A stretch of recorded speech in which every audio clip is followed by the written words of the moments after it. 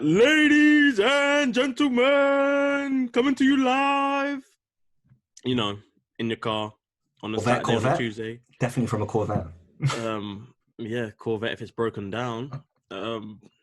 Introducing Third and Atlantic with your host, Joe. Yeah, that's me, And some guy, Ed. Yeah. What happened this week, Ed? Go on. So credit where it's due.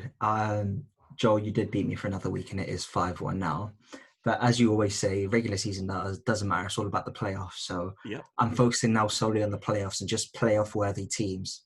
So trying to watch as much playoff-worthy teams. So I didn't watch the Monday night game. So here we go. So before you go into your hour about the Steelers, because you love chatting about the Steelers. I knew that was coming. Yeah.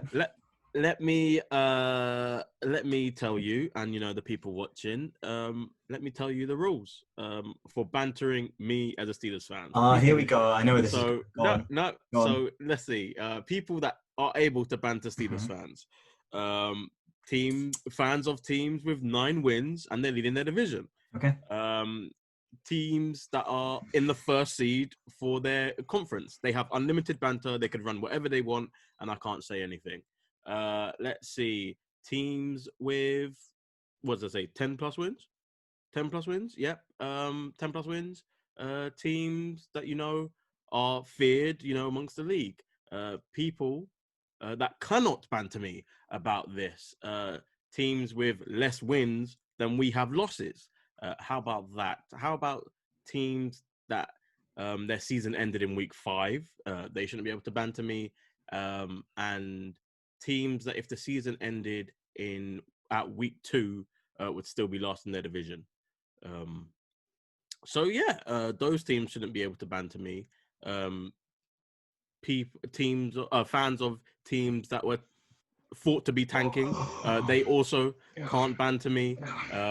And they just had their first win. They definitely cannot banter me. Although it was a great win and I support you, but please, if you want to have a serious conversation, if your team doesn't fall into any of those categories, go ahead. Are you done? Hey, if you want to have a serious conversation, go ahead. I'm just asking, are you done? If you're trying to run jokes, you can't do that. But if you're trying to have a serious conversation, I'm asking, are you done? Yes or no? If you want to have a serious conversation, let's go ahead. You said you were going to talk about the Steelers. You did not. You. How much of that soliloquy did you mention? I said you want to do your daily hour about the Steelers. What daily hour about the Steelers? You love to chat about the Steelers. You love it. Because they're supposed to be this great almighty Steelers. 6 championship Steelers. Chat more about the Steelers than you do your favorite team, the Jags. It's fine. I can talk about the Jags. I know people don't want to hear it. I can talk all day if you want about the Jags. I can tell you everything you want to know about the Jags. Ain't a problem. Yeah. Ain't no problem. I can talk about it. And you still talk about the Steelers more. Think about that. They're supposed to be a good team, or supposed to in be. Your head. They're supposed in to your be. head. They're they supposed have to be a good rent-free space in your head. You are rattled, Joe. Go ahead. I'll be quiet. I can't believe what is happening. No, that's not rattled. To be fair, I'll take it back. I'll take it back. I always like to see both sides of the arguments. Yeah. So I'll say, like every person, you determine how people speak to you. I'm telling you, as a Steelers fan, here we go. And how they can speak to me. You're so. I'm not salty. I'm just telling you. Where's the salt? Anyway, there is the salt. We spoke about this last week, and I said if Steelers lose last week, oh my days, and you were all for it because you thought they're never going to lose against the Bengals. No. Don't get twisted. Last week I said if a team without Joe Burrows, that was their hope. If they beat us, we fully have to panic. And guess what? We have to panic. But guess who cannot run jokes? I can tell. Guess who cannot run jokes? Just the way you started. Just the way you started. Nah. The top. I can tell you're panicking. No, wait. I'm not panicking. The organization need to panic. The players on the field need to panic. The people who are in charge of getting us week to week. I thought you're part of the organization. I thought you're part of the organization as well. We only take one game I'm at a part time. I'm a part of the organization as a fan. I'm not actually in charge of the product on the field, and the people who are in charge of the product on the field need to panic. So the same way, if I was playing, I'll be in very deep thought right now. The fact that I'm chatting shit as a Jags fan upsets you, I found hilarious. That's how rough it doesn't upset me. I'm just letting you know you can't say anything. Why? I know what my team is. My team is performing to their expectations. That's fine. No. What is the Jags' expectation? Tell me more about the Jags' expectations. Tell me. Okay. Throughout history, your team has been trash. Therefore, you can't chat to me. Gosh, we're an expansion. You can't chat to me. What do you want? We're a small market team. We're the 32nd team in the NFL. So don't try and. Yes, I can. I can do. Don't try and come and banter. Don't come and banter me when you can't. When your best season was only once over 5 wins. Like, leave me alone.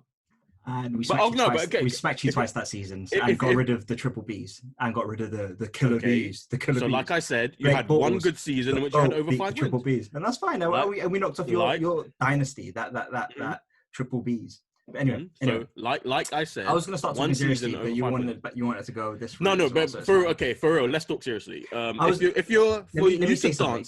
Let me say something. I always like to see both sides of the argument. And to back up the Steelers on a couple of things. Firstly, the reason, it's going to go jokey, but you know what I mean. When I was asking you earlier on in the season, how do you feel about the Steelers? I could tell by your responses you weren't too confident, because I felt, you could say it as well, what you saw, the products with your eyes, you're like, okay, this isn't as convincing as you would want it to be. Another thing to say, and we potentially saw this coming, maybe not Bengals and what was the other really bad loss they had before the Bills? What we thought it was going to... Washington. Was it Washington? Yeah, it was Washington, yeah. What I thought it was going to be, the Bills and the Ravens. That's what I thought. And then potentially the Browns. But that is what it is. And the other point is, obviously, the fixture congestion. Was it 3 games in 13, 14 days? Yeah, and since that hasn't been the same. So those are the couple of things. All right, cool. Yeah. But at the end of the day, you still, I'm assuming, not expecting to lose to the Bengals like that. Not to their backup QB, which is panic stations. That was my sort of, okay, I can see sort of the other side where Steelers did have a lot of adversity to come through. But then there is the other side, the negative stuff, which I spoke about the positives, how this may not necessarily be too much of an indictment on Steelers. Now I'll let you talk about. Do you need to lie down? Like, I don't remember if you've seen the old open court when Isaiah Thomas is lying down on the couch talking about things that. Let me just get it off my chest. Yeah, cool. Just go. So obviously we've been through what we've been through this season. Cool. We looked at it. The fixtures, the wins weren't, the performances we want. Cool. But you thought it was all right. Normally, every season we go through this losing skid. Normally, it's at the beginning of the season and we work our way up, right? No, even in our best seasons, we've had a losing skid and then we work our way through. So that's what I thought after the first loss. Cool, we've done that. The second loss came about, it was to the Bills. I didn't mind. But I thought, okay, now we ramp it up going into the playoffs. Now it's potential, like they've been saying, there's a potential 5-game losing streak if we don't win these 2 games going into the playoffs.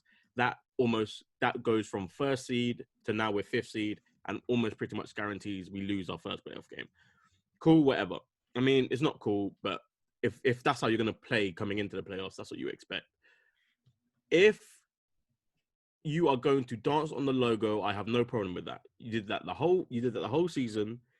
We were winning. No one said anything. Cool. No, people were saying stuff.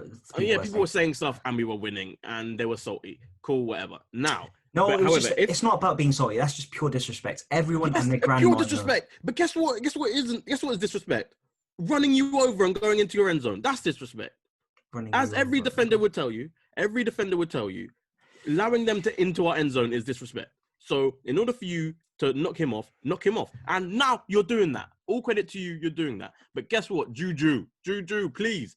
If you're going to dance, I just need you to not be the reason we lose. I need no fumbles. I need you to catch every ball thrown your way. And I need over 100 yards in at least 1 game, please. Whoa.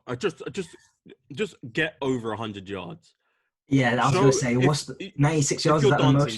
Is that the most he's had all year, 96 yards? Bro, if you're going to, all I'm saying is, if you're going to dance, be the reason we win. Or at the very least, no one can poke a hole in your performance when we lose, at the very least. So you have clinched the playoff spot. Yep. You could potentially be overtaken by the Browns, depending on the next couple of games. By everyone, yes, but the Browns. Yeah, to win your division. We go from leading the NFL to losing our division. That is possible. That's kind of funny. That is possible. I just wanted to check the potential matchups. All I want to say is that week 10, were you thinking the Steelers are going to lose the division? No, okay. Did you think it was definitely possible? not? That definitely not. Just mainly because I didn't really rate the Rams, and the Ravens are still a little bit behind. Even with our janky performances getting wins, we were in battle with the Chiefs for the number 1 spot, and now we can lose the division to the Browns. The way not the Ravens, the Browns. The way it's looking and how it will potentially shape up is you could either have a home game against potentially the Colts, a home game against whoever's second in the AFC South, so Colts or Titans, or an away game at whoever's first. Which Titans or the Dolphins? I'm not looking too much at the Dolphins. I think Ravens are going to overtake them. I'm not too worried about the Dolphins.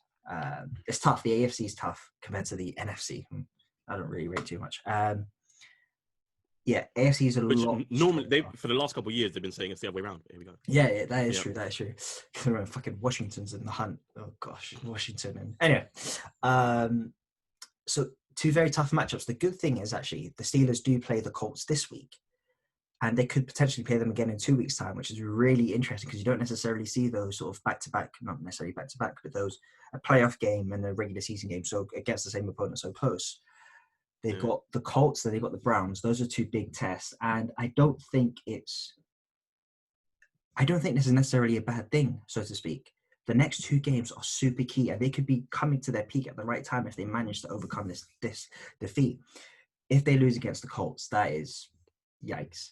They've got a week's rest, and it's not even a full week's rest. It's just 6 days. I'm not expecting them to lose again. And if they do have a strong showing against the Colts and another strong showing against the Browns, they are much better than where they were at the start of the season because these are 2 playoff teams that they're going to come across against. And that was my biggest criticism, as I mentioned to you before. Sorry, go on. Yeah, but when you're talking about peak going into the playoffs, what you don't want is to start the ramp the week before the playoffs. You want to start it in this window here, week 10 to about 12 to week 17. You want to start ramping it up each week, and then eventually, now even if you're not at your peak, you're in the peak in the playoffs. You don't want to start the valley 2 weeks before the playoffs, mate. A whole 2 weeks before the playoffs. We're losing to a team that doesn't even have their first round pick, and they were in the first round pick spot the season before because of this team here. 17-0 during the first half. Yikes. Bruh. Yikes. Our defense could do all they can do. And they didn't even play great. Zach, whatever his face is, I think I forgot Ridley, whatever his name is. Zach Ridley. He looked like an MVP.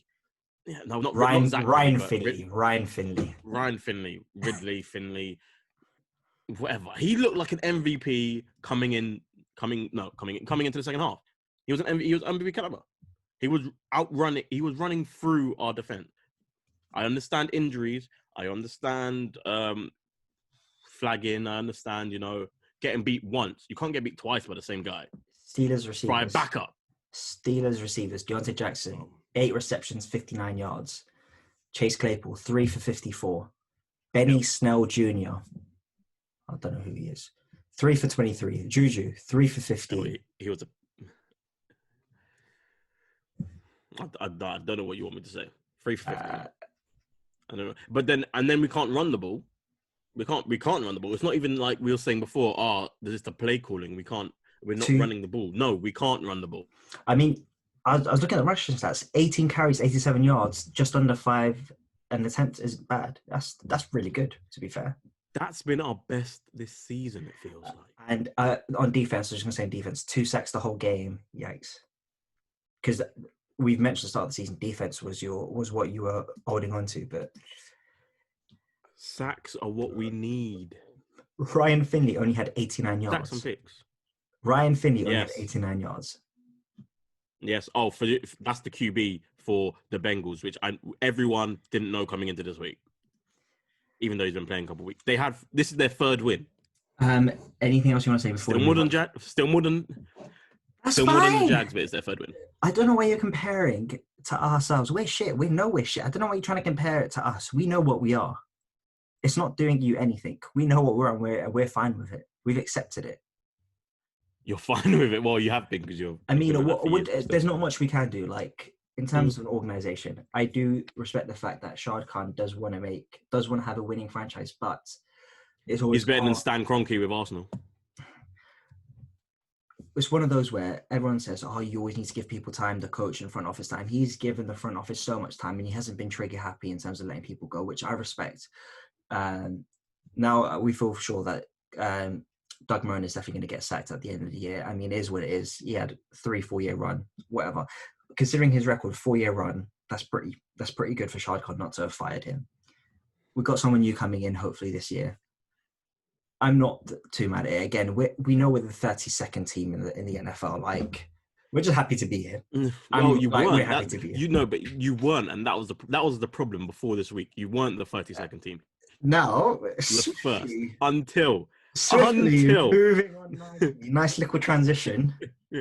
Until the Rams decided to lay the biggest egg we have ever seen. The Steelers got all the press, but the Rams, what the hell was that? I'm trying so hard not to get gassed. I'm like, oh my gosh, I can't believe it's happening. You say that. Yeah, no, you say that, but you were sending pics of Trevor Lawrence straight into the group as it was happening. I didn't send that. I swear I didn't send that. Maybe I did just because I saw it for the first time on national media, because Jags fans have always been talking about it, but it's never been on Jags media.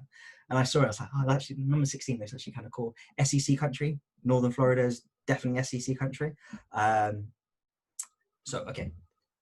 Double whammy for the Jags. Obviously, we've got the Ravens first round pick, so loss for them is also a high pick for us. But again, as I said, that doesn't really matter anymore because it's going to be anywhere from 25 to 31. Yep. I feel happy for the Jets players. I do feel that they've gone through a lot of shit. Quinnen Williams, I'm glad he's finally getting some success. We've got his brother down in Jacksonville, Quincy Williams. I really want Quinnen to do well. And Sam Darnold, what does that mean for him? Because I've been looking at the draft boards, and prior to this week, everyone had one Lawrence, 2 Fields. Fields is now completely dropped off the board. With the Jets taking the second pick, it seems like Fields have been completely forgotten about.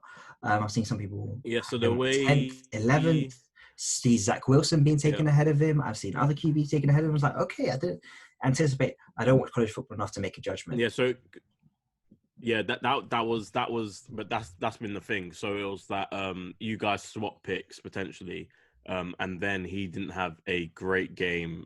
He didn't make Big Ten championship.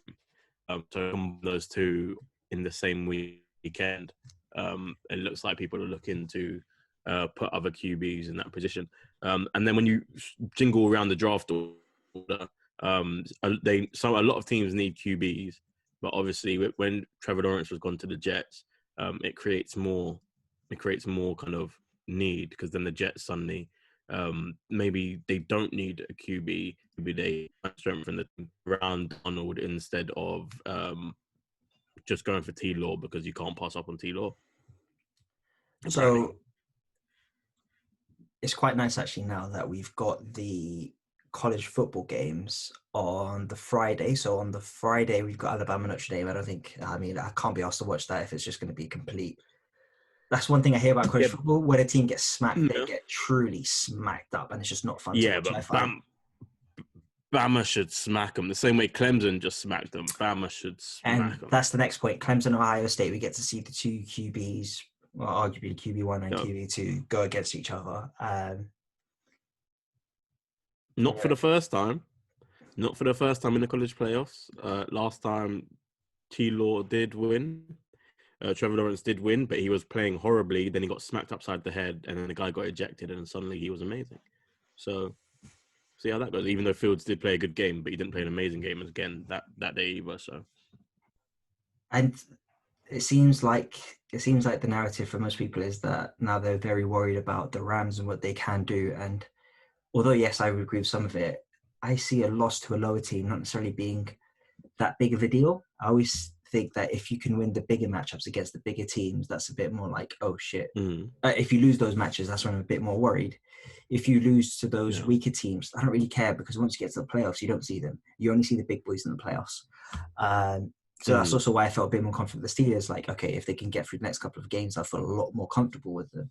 With the Rams, I mean, they lost to the Jets. whatever. I'm not looking too much into it. Maybe that's not the right thing, the way to look at it, because I know that's completely contrary to what most people believe. I only really care how they do against the big team. So actually, let me check who they've got coming up. So yeah, they've got 2 big divisional games coming up. They've got the Seahawks, and then they're at the Cardinals. So how they do in those 2 games will define how they're going to do in the playoffs, not how they performed against the Jets in week 15, week 17, whatever it would have been. That's just the way it was the infamous.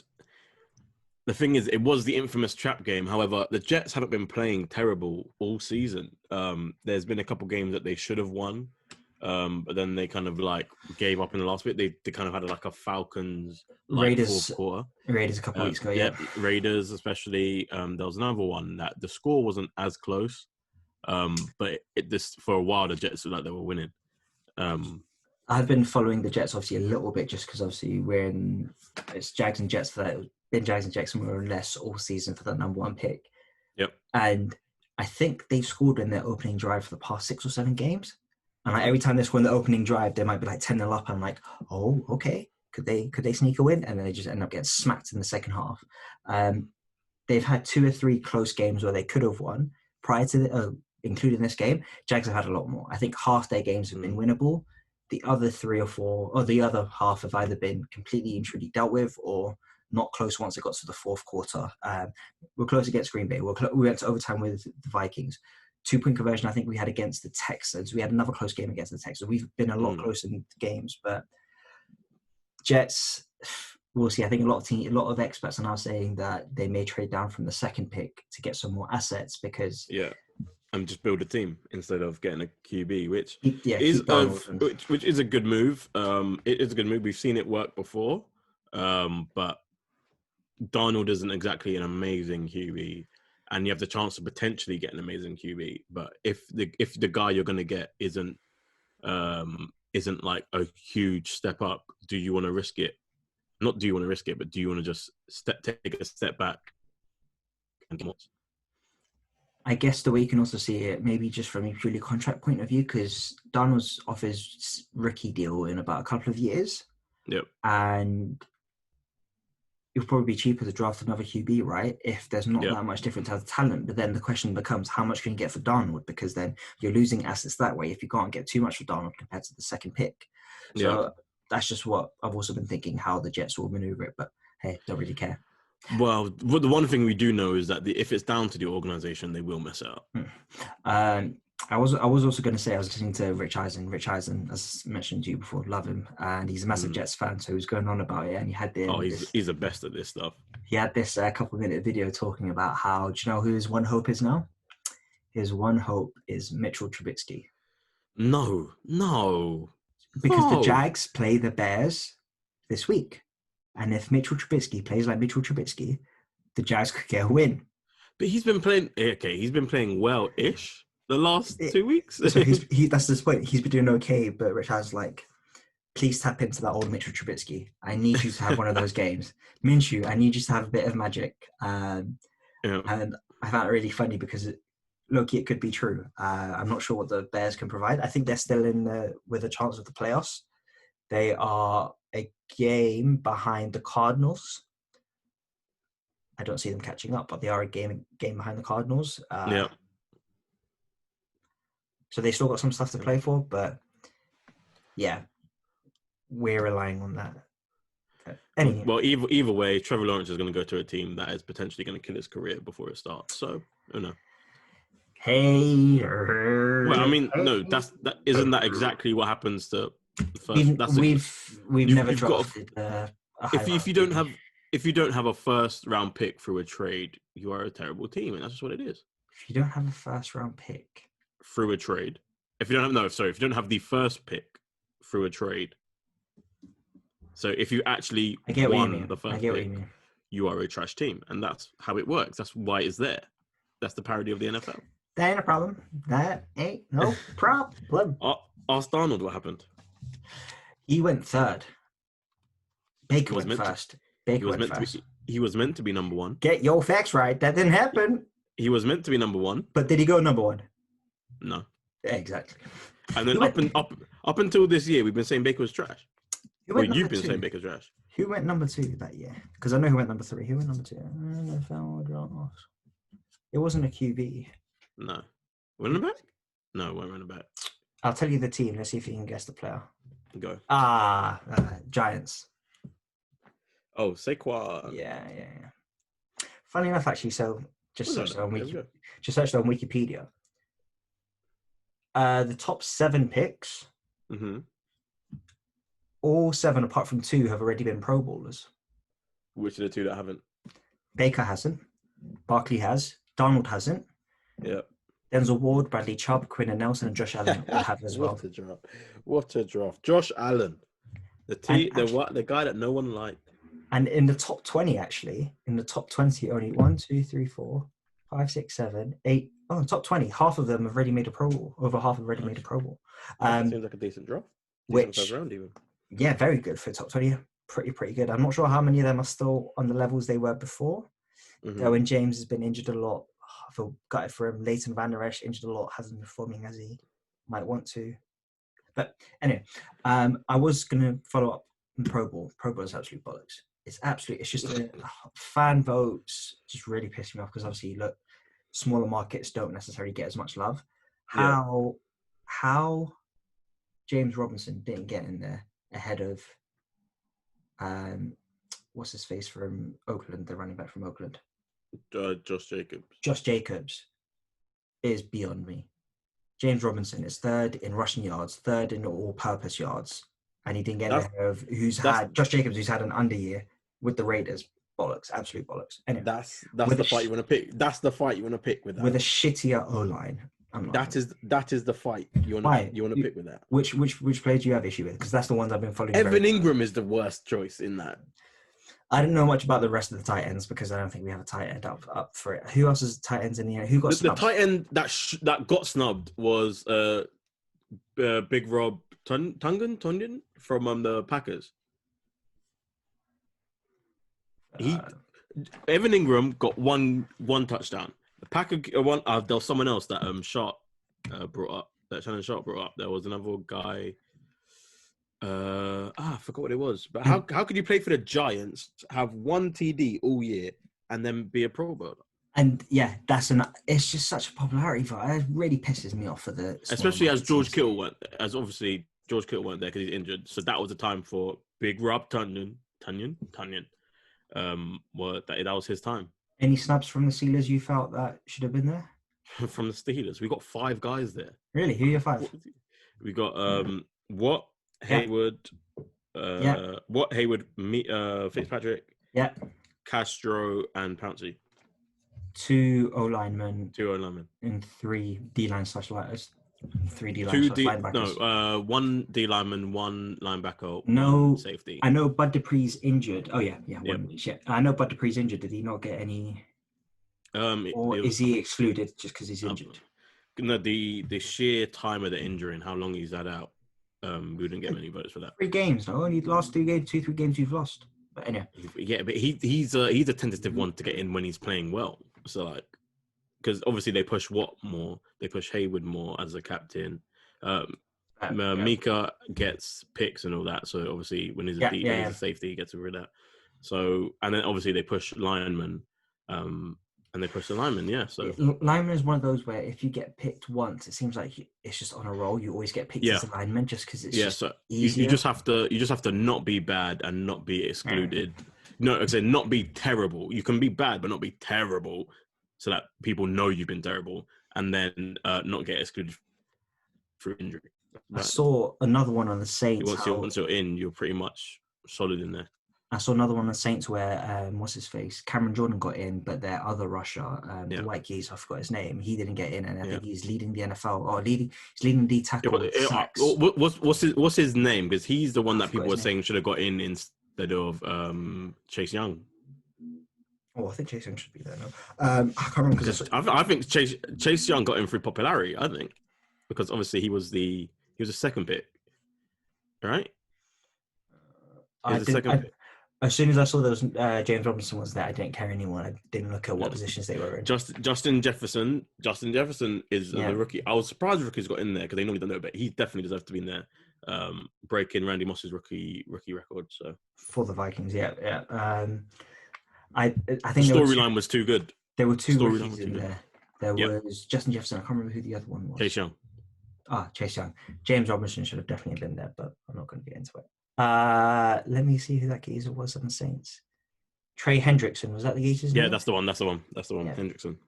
I always find him weird when I look at him play because he doesn't wear gloves.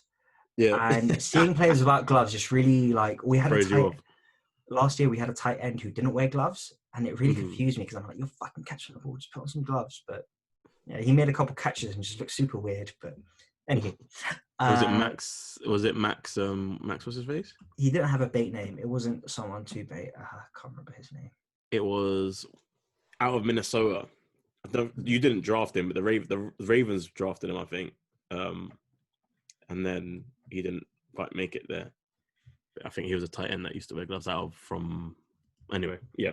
Yeah, some ginger geese, I'm not sure who. But anyway. Yeah, that's the one. That's the one. Oh, really? Yeah. Trey Hendrickson would have been cool to have on the team. I think he's got 12 and a half sacks already this year from the middle. So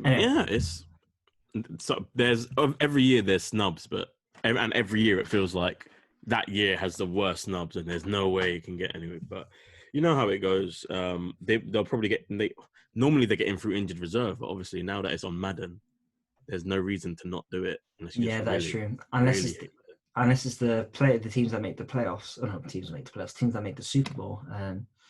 So who's ahead of? Yeah. But will they have the same excuse? Obviously, they can have the same excuse, but would they Am I really not going to play Madden for anyway? They'll say they have to focus. No, they'll say they have to focus, so they'll get rid of it that way. Yeah, I rather prefer All Pro. I think the Knicks prefer the NFL Knicks prefer All Pro anyway. So yeah, everyone does, because that's actual meant to be statistics and people. Not voting stuff and fan votes. Yeah, voting stuff on social media. Get the fuck out of it. Yep. Cool. So with all that being said, we've rambled on for quite a bit, and as you like to say, now it's time for actually we haven't even reviewed what happened last week. I'll quickly just review last week. Yeah, just do it quickly. Just run through it. So Joel, you won 9-7 again. So this is now 5-1. Another 7-9 win. I mean, fair play. Can't chat shit. You did your thing. Your two losses. So you went 6-2. I went 5-3. So exactly the same as last week. Your two losses was your number 2 pick, Bengals Steelers. Yep. And your number 4 pick, Chargers Raiders. I jumped off that Raiders bandwagon at the right time. At the right time, I jumped off. I know the week before the Ravens did screw me over, but I was not going to pick them again last week. And I went, as I said, 5-3. My 3 losses. My number 1 pick, Jets Rams. See what I did there? Number 1 pick, Jets Rams. Okay. And my 2 other losses were my 6th and my 8th. So classic. I can't predict the shit of teams. Vikings Bears. I really thought Vikings could have done something, but gosh. And then Cowboys 49ers. It's just the injuries caught up to the 49ers in that game. Cowboys don't give a fuck about that. But, yeah. That was how the week went. Week 15. Week 16. As you like. Hold on. Don't do that. I secured the first round picks in the playoffs. Yeah. So Joel has secured the number 1 seed in the third and Atlantic playoff draft. This means that Joel will have the number 1 pick in the AFC and the number 1 pick in the NFC when we pick the playoff teams. Low-key, that is a bit more pressure because they obviously get their first week bye, but first week buys have ended a lot of teams. AFC, we know who you're going to pick anyway. So yeah. NFC, there's 2 big ones. There's the 2 main ones, and whoever you don't pick is obviously going to be my first pick in the NFC. And we're expecting both them 2 teams to be in the NFC NFC game, right? I already think I know. We assume. I think I know who my 1 and 2 seed in the NFC are. But anyway, I'm trying to keep a clear mind up until the time, so I'm not seeing any records up until. I know you. And the time. As much as obviously regular season matters, when it comes to the playoffs, I'm just looking at your last 5 or 6 weeks or your marquee games, how you did, because that's what matters. But anyway. So, ladies and gentlemen, we're going head to head, second down. which I don't even know why we do this because it doesn't matter, but it's still kind of fun. I still do enjoy, like, at the end of Saturday or Sunday, looking at, how did I do? Obviously, just like a team that has secured their first round bye, they still have to play the next week. Are you resting your picks? Is this what you're doing? Are you resting your top picks? No. However, what I'm going to do, maybe a bit. Actually, no, I'm not. I'm gonna go. I'm gonna just go normal. I'm gonna go normal. The integrity of the show. Yeah. I'm not gonna go with where you think I'm gonna go, even though I should go there. Okay. But just in case I'm not going there, and my first pick is going to be the Browns at the Jets. I think the Jets are they've had their Super Bowl emotionally, and maybe they go back to tanking. But normally, like you said, after a big emotional win, I want to pick against the team because for the most part, I think they run out of juice midweek or something like that, and they fumble into the next week and don't perform well. And I guess, I was going to say win-win, but these wins don't matter as much now. You would want they do for me as a Steelers fan. Exactly. That's exactly what I was going to say. Yeah. I want the loss, but I want the loss for the Browns, but I think the Jets need to get back on a losing streak just in case. Just in case. So, with my first pick, I am going to take the Chiefs against the Falcons. Knew it. I knew it. Standard. Falcons are what they are. Chiefs are what they are. Yep. Although they make it a little bit tough for themselves against the Saints last week at points. I'm not sure if you watched how much of the game you watched when that Saints play went from a defensive touchdown to a safety. I was like, no, that was so hard to watch. That was rough. What I was going to say was the Chiefs, there is a risk of them being bored and not turning up. And the Falcons did play well last week for a bit. And then, as you know, they collapsed. There is a chance that they win, that they play hard because they do that sometimes. However, the Chiefs only need to play well for a quarter, and we know this. So there's that. The Falcons' offense can always cause the Chiefs' defense maybe a little bit of problems with the receivers they have. But okay, I am now going to go with the Bills at the Patriots. Oh, interesting. I did have them. Yeah. The Bills have now won the division, and I think Josh Allen is a keep a streak hot guy, and they are a much better team than the Patriots this year. And they should, in all fairness, win because they still have things to play for. They need to put their foot on the neck of the Patriots because for the years of domination. Who knows when they're next going to have this opportunity? It looks like for the foreseeable future, but you can never guess with the Pats. But they need to put their foot on their necks. Yep. With the second pick, it's one of two, and I am going to take. Yeah, I'm going to take the no. Audible. Omaha, run left. I am going to take I'm going to take the Tampa Bay Bucks over the Detroit Lions. Ooh, for some reason I thought that was going to drop a bit. It didn't. It shouldn't drop. I don't know why I thought it was going to drop a bit. I kind of scrolled past it every time. Didn't really pay attention to it. But that should be a clear win for the Bucks, no problem. Yeah. Just trying to I'm looking at the playoff picture again. How Tampa Bay have themselves positioned in the NFC. They've obviously lost the division to the Saints. I don't know if it's official or they 13-1. Bucks are 9-5. So yeah, definitely. Now it's just about seeding.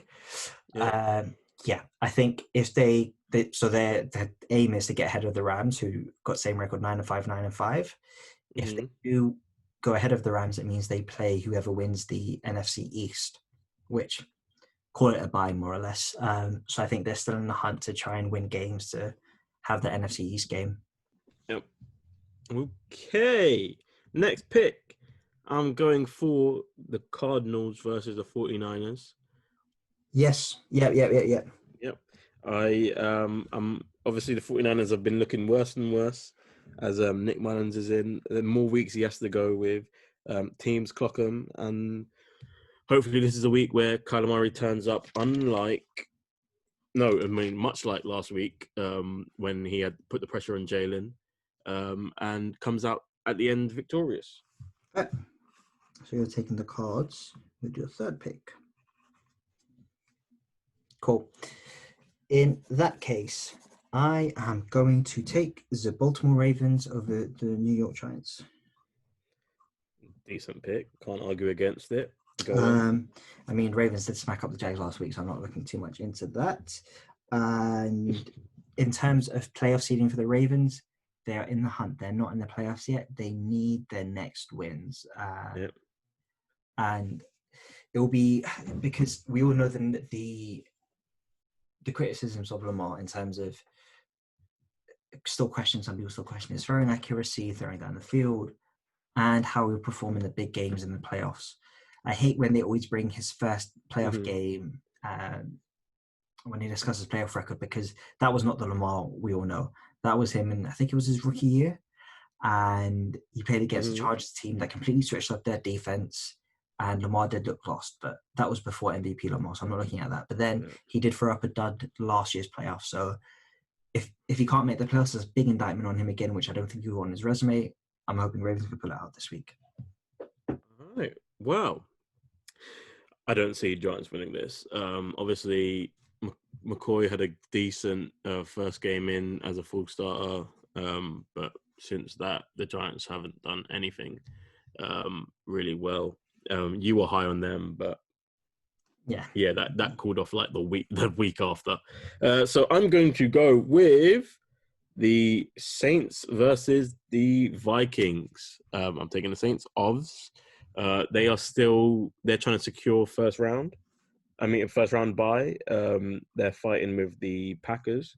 And this win, they kind of really need it to secure it in case the Packers win.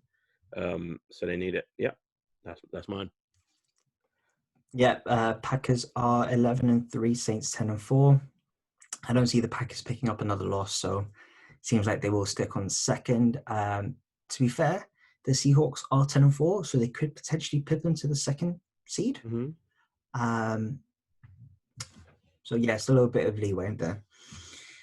With my fourth pick, I am going to take the Chargers over the Broncos. I don't particularly like this matchup, but I really like what Justin Herbert can potentially do, and I really feel pleased for how much he's been excelling in LA, especially considering how a lot of sort of the analysts after the draft are like, they're reaching for Justin Herbert. He's not particularly that good. I remember the year before he committed another year to Oregon, Jags being linked to him in the draft if he was going to drop out of college and go into the NFL. And it looks like it did help him a little bit in terms of maturity, because on the field, he seems really mature, knows what he's doing. And even off the field, he just seems straight business, just like, nothing phases him, which I think is kind of cool. I wasn't going to pick this matchup because really record-wise, they're the same. I think I have a bit more faith in the Chargers offense than I do anywhere on the Broncos, but they have a Pro Bowl safety that seemed to be clearing up a lot of mess for them. But the Broncos is a very hot and cold organization. I don't think I've picked them, or maybe I picked them once or twice. And the rest of the times I've had them, I've won or lost with them, and I didn't really care. They were kind of in the mesh, and you were always picking against them for the most part. So it is what it is. Yeah, Chargers just that dangling carrot. You think they could potentially get a win, but it's just yanked back, and they never end up getting it. Yeah. So this is my pick. Fifth pick. My fifth pick. I'm going to try and right the ship here. Get everything correct, and I'm going to go with the Colts at the Steelers. I'm doing the whole switcheroo. Yeah. I'm using this as I'm hoping the double jinx will come into effect, and the Steelers will win right the season, and I'll take this as a loss. I'm sacrificing myself for the greater good, if you will. I did not want to pick this game. No idea how this will go. Yeah, no idea how this will go. I thought I'm not touching it. I'll let Joel decide. And yeah, I guess you can do that when you're in the lead. With my fifth pick, I'm taking the last team that I had in my second tier of teams I wanted. I am taking the Miami Dolphins over the Raiders because I sold all my stock in the Raiders 2 weeks ago. Fair enough. Yeah, Tua is playing. He's playing well. He's playing well. He's brought a lot of fire to the Dolphins after that first kind of initial stint and then layoff. He's plodding down the field methodically. They're getting good wins. They're getting good TDs. He's sacrificing himself up, on rushes and sneaks and all that. And it shows. Kind of, he's fully healthy, fully ready, and they're developing. And of course, their defense is their defense. But we'll see if the Raiders, get shocked back into existence. My next pick, I'm going to go with the Seahawks versus the Rams. Big matchup. Big game. A huge matchup. For the same reason, although the Rams are kind of coming off a loss and it's kind of emotional, and you look for them to rev up. They've always been a hot and cold team under Goff. He's always watched kind of the first couple of drives to see how the rest of the game goes. However, I think the Seahawks, because they're both fighting for positioning, the Rams are fighting to get in, if I'm not mistaken.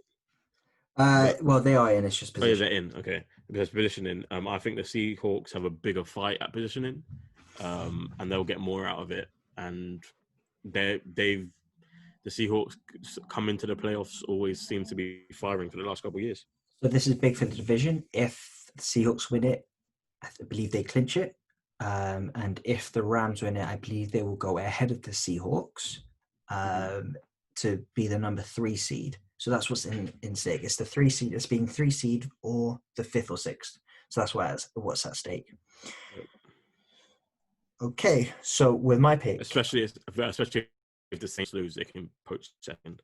Yes, if the Saints do lose, yes, that is correct. They could potentially pick up second, which means, yeah, they can pick up second. With my next pick, I'm picking another team that's in playoff contention, and that is the Washington football team against the Carolina Panthers. Yeah, I wanted this and didn't want this. I wanted it, but I didn't want to pick it. I just didn't know. Obviously, records and motivations would lead towards Washington. Panthers just I don't know what it is about them. I don't like picking against them, but nothing says pick for them. Start of the season, I thought they were very good value at times to pick, and they were really hard. They were really hard team to break down, and Matt Rule was doing a really good job there. But then they have those games and they just get smacked up and shown who's boss. But anyway. Yep. Okay, with my next pick, I am going for the Jags to still be in for the first pick, so I'm picking the Bears. Mitch. 7-7 Bears. They are still in the hunt technically. Yeah, I think even though there is no way they should be. And I don't see the Jags coming and upsetting them, especially as now they finally got the Jets to slip up and have taken the pick. Do you know what I'll be worried about? If it's a really close, actually, I'm worried about the crowd reaction. If there's not going to be that many crowd, there's not going to be that much of a crowd anyway, because it's at home. If the Jags win, will the crowd stop booing? If the Jags lose, will the crowd start cheering? Yep. I'm worried about that, but we'll see what happens on Saturday. Food for thought. The next, let's go. So we've got 3 games left: Bengals, Texans, Eagles, Cowboys, Titans, Packers. Out of them, I feel they're tough matchups to pick. Bengals, Texans. Before Monday, you would potentially have had the Texans, but the Bengals did then win. Eagles, Cowboys, just a shitty NFC East matchup. And then Packers, Titans. two potentially really good teams in each division, in each conference. I am going to take, you know what? Fuck it, let's ride with the boy. I'm going to take Jalen Hurts and the Philadelphia Eagles against the Cowboys. The last time you did this, I won, didn't I? It was Wentz. It was Wentz, but this last matchup, Last time we believe, had, went the Cowboys' way. I don't remember. I'll Yeah. need to have another look. I don't remember. I'll look at it. You do your reasons. I'll look it up in a sec. Eagles, I really like actually for some reason what they have with Jalen Hurts. I've no idea. It's something we've spoken about before. It seems the O-line is blocking better. It seems the receivers have become more open. It seems the receivers can finally catch. And it then becomes a point when you start pointing fingers at Carson Wentz and saying, well, this is becoming a reoccurrence, how everyone else is performing better than you in the same position. When it comes to the QB, you've got Nick Foles who outperforms you in the playoffs and the team playing better for. And now with Jalen Hurts in the team, he's playing better, and his ability to run was shown. He had a couple really nice runs, and he had a touchdown run at last week as well. I feel that they can have a field day with that Cowboys defense. Yeah. So this matchup last time was in the preseason, and it was an Eagles win. It was an Eagles win with Wentz at the helm. What week? It was like week 9. Week 9. Week 9, all right.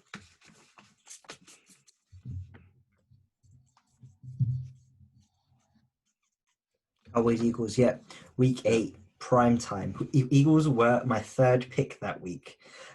Shows you how much things have changed. They're now my 7th pick. I like that little comparison actually. So 2 games left. Bengals, Texans, Titans, Packers. Are you going to go for the shit matchup or the good matchup? I'm going to let you pick and let the chips fall where they may. So I'm going to go with the Texans at home to the Bengals. I think, once again, big emotional win. It was a rivalry game. Everyone was up for it. Juju was dancing on the logo. They were waiting for that all week, and they finally got it. They got to release and all that. And now I think they're kind of running out of juice. They're not fighting for anything. So, yeah, the Texans are fighting for pride because of the Bill O'Brien fire. The Texans need to prove that it was him and wasn't the players. Yeah, the players. So they need. I think they've been fighting for that ever since, and Deshaun is just tired of losing. One thing I forgot to mention when we were talking about Steelers is Juju going to dance on the logo again this week? Well, Mike Tomlin was forced to answer it in forced to answer a question about it in a press conference today. I didn't listen because I did not care. So yeah. Well, what do you think he would do? Do you reckon he would? Well, it's the home logo. So he's done it in the changing room. He's done it on the logo. Yeah. And the home one, he does it after the game normally. Okay. Or he does it like in the warm. To be fair, you can do it in the warm-ups, but it's your own logo, so no one really cares that much. So final game, Titans Packers. Now, initially, I'm leaning towards the Packers because they do have the overall better team. I would say actually no, saying that I wouldn't. Yeah. I don't believe that. Apart from quarterback, maybe D-line as well. Mm-hmm. D-line and secondary probably. I'm not sure where I potentially prefer them. The one thing I was going to say is the Packers haven't been hitting the heights as they were the past couple of weeks, and the Titans could potentially just run the ball down their throat, drop a couple little play action. But I really like the fact that it's Aaron Rodgers on a Sunday night football game, asserting his dominance on the NFC and taking that number 1 seed. So I am going to rock with Aaron and the Green Bay Packers of Wisconsin. Thank you very much. What I'm going to say is, no, when you think of Packers, you always want to take the Packers and Aaron Rodgers. However, when I thought about matchups, the Titans are literally the way you beat the Packers. You hold the ball, you run it down their throats, you kill them. That's what knocked them out of the playoffs for like 2 years in a row. 150 yards in the divisional round. That's how you kill them. So it all depends on Derrick Henry. Yeah. If he's rolling, you could pretty much cross it out at halftime. And now, does Aaron have enough to overturn that? Obviously. But will it happen? Tannehill hasn't been bad, so who knows? The Titans can really limit the possessions of the Packers' offense, so they're definitely here at that point in terms of they could have half the amount of time. But yeah. So there you go. Do you want to run that has been our Week 16 picks. So for Thursday Night Football, Joel has got the Saints over the Vikings, and then we've got a nice slate of Saturday Night Football games. How again? delightful. Oh, we love that. We love that. It's just annoying that the games don't matter too much. There's only really one team in each game that you care about: the Bucks in the first game, the Cards in the second, and then the Dolphins in the third, which I doubt I'll stay up to watch. But yeah, on Saturday night, I've got the Bucks over the Lions and the Dolphins over the Raiders, and then you've got the Cards over the 49ers. Then the Sunday games, you've got the Bears at the Jags, the Colts at the Steelers, Texans at the Bengals, the Giants at the Ravens, and the Browns at the Jets. And for the early Sunday games, I've got Washington over the Panthers, the Chiefs over the Falcons, and Ravens over the Giants. Late night Sunday, I've got Chargers at the Broncos, Eagles at the Cowboys, then you've got Seahawks at the Rams. Saturday Night Football, I've got Packers at Titans, and Monday Night Football, you've got Bills at the Pats. I'm not going to ask you how you feel about your picks because you fucking already won, so now you're just looking towards the playoffs. So through late regular season. Now, but obviously, as the competitor I am, I still want to win every week to assert my dominance. As the just like with the NFL teams now who've already qualified for the playoffs, we're just looking at the next 2 weeks as training and research for the playoffs. Yeah. So those have been our picks. Not just multiple NFL teams, the Chiefs in particular, in which have pretty much sewed up the number 1 seed. How far ahead are they in the number 1 seed? Oh yeah, 2 games ahead. If they win today, it's done. I mean, not today. If they win this week, it's done. Yeah, 2 games ahead of the Bills. Yeah. How many teams have claimed the division? NBA tip-off. Come on, Bucks. Come on, Bucks. Yeah, I won't talk too much about our Magic because we're probably going to get another 7 or 8 seed. It's annoying that my NBA and my NFL team, one of them's really shit, the other one's mediocre, and then my football teams are good, I guess. At the start of the season, so I think I've done this past 3 or 4 years. At the start of the season, I will make a bet of Jags making the playoffs, Magic making the playoffs, and Chelsea making the top 4. Yep. And every year, one of them has been underdogs to get it, and they have won it. So I've always made a bit of money every year on it. This year, I didn't do it because I always wanted to do it pre-season before the season starts. So I'll do it in September, or just before the Premier League starts, so in July.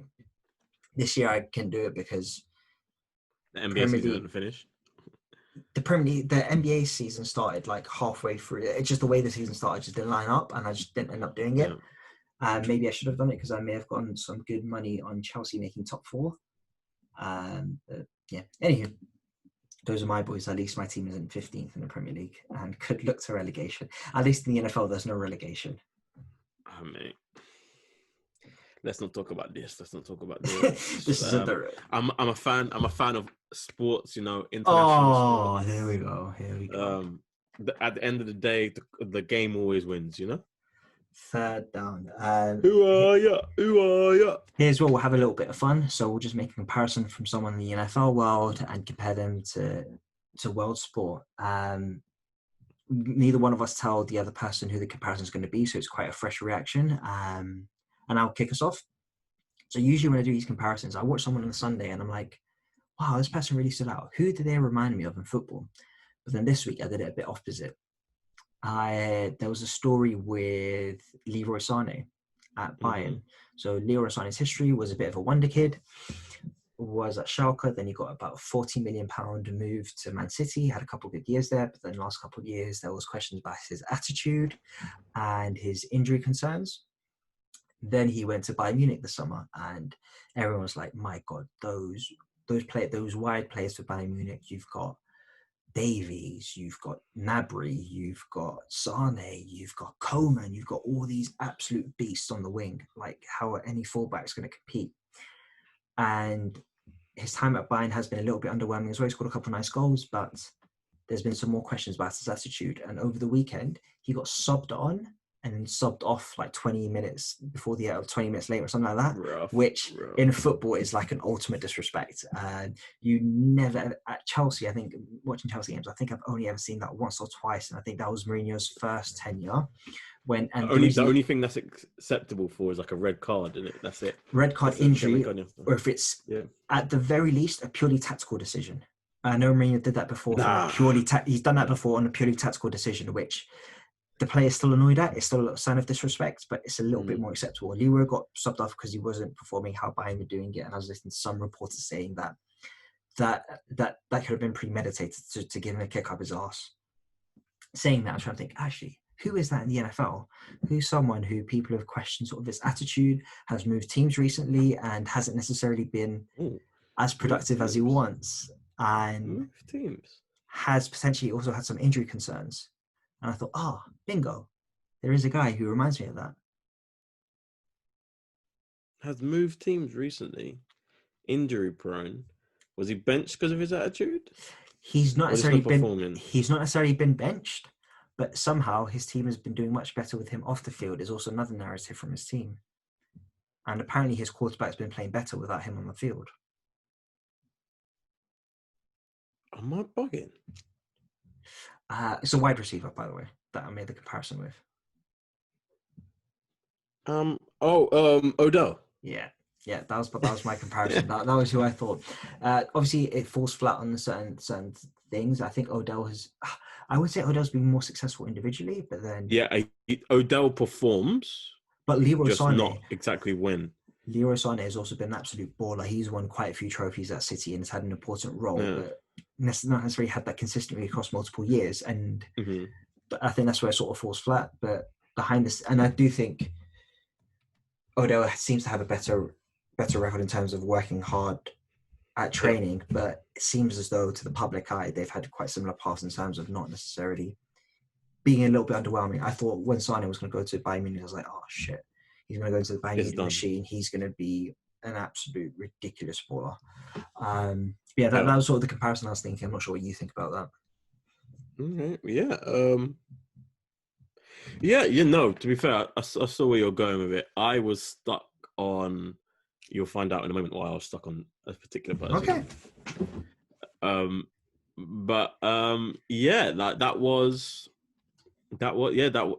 could see it. Obviously the rise is a bit different because of Odell was just kind of a good player, amongst like kind of NFL aficionados. Then he had the catch, and then suddenly he was global. Sane has never had that kind of global appeal. But when you talk about game history and like levels, set expectations, and then that is pretty similar. Odell's rarely, if ever, really actually got benched, and come on as a sub. But injuries happen. And this injury has happened, and people have questioned: has Baker been performing better without him? So that is very understandable. My player here is up and coming. He has not played a single down in the NFL, but this is why it makes it even more interesting, I think. Has he been drafted? He is being drafted. Okay, he has been drafted. Hasn't played down yet. No, he hasn't been drafted. He is being drafted. Oh, he is being. Okay, he is being drafted. My guy, T-Law. Okay. Trevor Lawrence has come in. Can you please address him by his new title? Trevor Lawrence of the Jacksonville Jaguars. Can you? Okay, sorry, I'll stop. He has been. He has been drafted to be. Oh, he has been prepared since a young age, say before, at some point in high school, to be the number one, the guy. The guy. The flowing hair, the I. Jesus lookalike. No, I'm doing it. The Jesus lookalike. He came in to Clemson as the number 2 quarterback. This is where it differs. The number 2 quarterback. Yeah.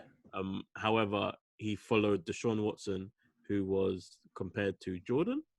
I believe he was going to be Jordan in the NFL. He made people question the rules on admittance into the NFL.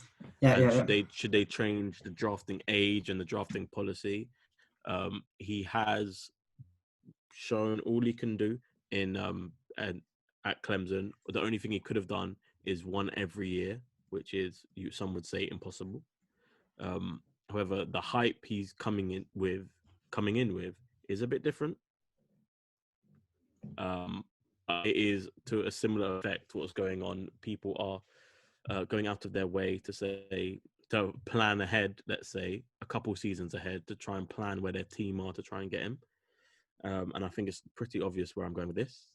So Ed, please do the honors. I mean, before you said hair, I was thinking hair, and it's just the blonde hair is quite just in your face. I think their measurables are quite the same. It's got to be Haaland, right? No. Oh, is it not Haaland? No, it's not Haaland. However, Haaland is a very good comparison. Obviously, both young bucks coming through. Haaland wasn't exactly.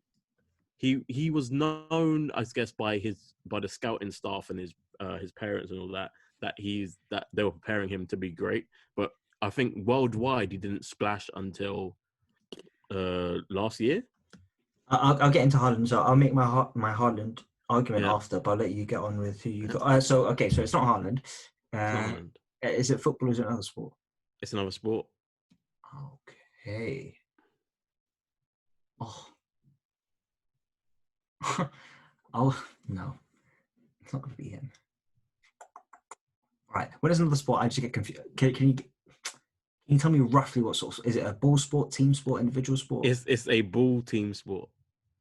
Okay, so I'm going to guess basketball. Is it Zion? No, in fact, there's 3 comparisons for different reasons. There are 3 players that this could be. Zion is one. So there are 3 players who could potentially be Trevor Lawrence. Yeah, no, because obviously they all have this story, right? They're coming in young. They've proven that they're great at whatever standard they are, and then they make people question their rules. So one is Trevor Lawrence. Well, Trevor Lawrence is one. Then obviously you got Zion. Yeah. Which means if you got Zion, you definitely have. Well, if it's going to be someone recent. I never said that. Okay. You definitely have Zion, pre-draft type. Then you have someone else. I mean, I was saying LeBron, but he didn't go to college, and we go. But there was no college rules. No, there was no college rules, but he makes people question. They changed the rules shortly after him, and the pre-draft type. I'm talking about pre-draft type here. That's the comparison there. Yeah. Okay. And then there's one more. Now this is UK side. Uh-huh. I'm not sure how much you know about the sport, but rugby. Oh no, I don't watch rugby like that. No. Cool. Then that one is Maro Itoje. I think I've seen him on Question of Sport. I think I may have seen him on Question of Sport. He's a giant lad, if you don't know. From this side, by the way. But he came in pretty young. Yep. He came into the Saracen setup. Obviously, he was in the academy for a long time, but he came into the senior setup at 16, going against grown men. And from pretty much then on, people were saying he's going to be the future England captain. Obviously, he was in the England ranks, going through under 18 and 19s, whatever, winning the Six Nations at youth level, and then came in, won it at senior level, and the hype, obviously in comparison to rugby, as you get to like NBA hype. So those are 3 players that have had similar kind of arcs coming in. But yeah, they're all the same. So Maro, Yep. Northwest London boy, so Camden. So not my. Wait, Camden? Yeah, he says Camden, born in Camden. He lives up here. He might be born in Camden. He lives up here, big man. Yeah. He lives in Colindale. Well, he was around Colindale area. Yeah, so I think that was part of it. He then moved a bit more north. He went to Harrow School as well. Pretty cool. Mm-hmm.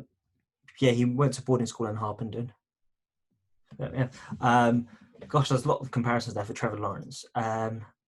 So my Haaland thinking. Haaland, yep. Just I think the hair, obviously, this got such blonde hair. Well, Haaland's hair is really blonde, like Scandinavian blonde hair. Yeah. But then Trevor Lawrence is just longer, more Fabio-esque. This is more California beach boy. It's quite weird because he's so southern. There's a difference of about a year between them. Haaland's a year older. Haaland's 6'4", Trevor Lawrence is 6'6". So I guess both of them are, well, Trevor Lawrence is a little bit, you're saying average QB is 6'4", 6'5", so maybe a little bit taller. Haaland is much taller than most regular strikers, but as a classic number 9, that's the exact height you would want. Haaland had a bit of hype when he was in Norway. That's when he got signed up by Red Bull Salzburg in Austria. Yep. And that's when he broke out. Last year in the Champions League, I think he got like 6 goals in a group stage or something ridiculous he got in the group stages. That's when he really started performing. So I'm looking at, I'm not sure how reliable, if anyone's changed this, because apparently in the league, he got 17 goals in 16 games for Red Bull, which is ridiculous. And then for Dortmund, he's got 23 and 23, which is also ridiculous. Yeah. There's a lot of hat-tricks in there, though. They don't tell you that, but yeah. But there's also a lot of sub-appearances as well, because when he went into, I remember those ridiculous stats, at Dortmund, when he started at Dortmund. Because he started off, yeah. He started off the bench 4 or 5 games. He'll come on, like 30 seconds, he'll score, yeah. The other important thing to know about Haaland is that his dad was also a pro. I always find it really, really cool when pro athletes have kids that also become pros, because they always talk about growing up and things they learned from their parents. So his dad used to... Not Tilo? Yeah, Tilo, did it. So I thought that's what I would have liked to have seen that comparison. Yeah, his dad used to play... His dad's very famous because I'm not sure if you've seen the old school Roy Keane tackle on the Man City player, where he just went knee high. That's his dad. That's his dad. And he was born in Leeds, which I find really cool that Haaland was. So close to signing for Leeds. Oh, from Salzburg as the world's hottest teenager. Cool. Yeah, signing to Leeds. And the other comparison I was going to make in terms of, you can see Haaland, Dortmund is his college football. Mm-hmm. So where Trevor Lawrence has got Clemson, Haaland's got Dortmund. It would be nice for Dortmund if they can keep him, but most people know Dortmund as a selling club. We all know he's going to go to Bayern. Yeah. So no, not Bayern. When Lewandowski, they're going to let Dortmund keep him. They're going to let Dortmund keep him. Lewandowski's going to go, and then they're going to bring in Haaland. Potentially. I hope not. From my reading, it's been Real Madrid are definitely in the pole position to sign him 2 or 3 years from now. Mm. So after he has a sort of college years at Dortmund, that could be where he's going to next. Yep. The positive with football is that you get to choose where you want to go to, compared to the NFL, where you get stuck to where you're taken. So, okay, nice. That's your comparison to Trevor Lawrence. I'd love to see what people think, who reminds them of Trevor Lawrence. Okay. Yeah. Ladies and gents, we have come to the end. Tell us what you think about our picks. What is this, week 16? Week 16. You've got 2 weeks left. Secure the playoff. It's not week 16. It's week 15. No, it's week 16. Yeah, 2 weeks left. 16 week 16. And 17. Got one more week and then playoffs. Oh, yeah, this week, next week, playoffs. Tell us what you think about our picks.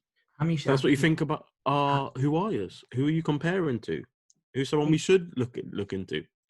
16, 17, wildcard, division, conference, Pro Bowl. Pro Bowl. No one cares about the Pro Bowl. Super Bowl. 6 weeks left. 6 weeks left of football. Oh gosh, a month and a half left of football sounds strange. Who thought we would have got there? Who thought that? COVID. Yeah, I definitely need to book my time off for that Monday after Super Bowl. Anyway, that has been it. Yeah, another week in the books. That's been us. Another week in the books. Tell us how much I'm going to win by. Corvette. Hey, if so far it's been working for me. Corvette.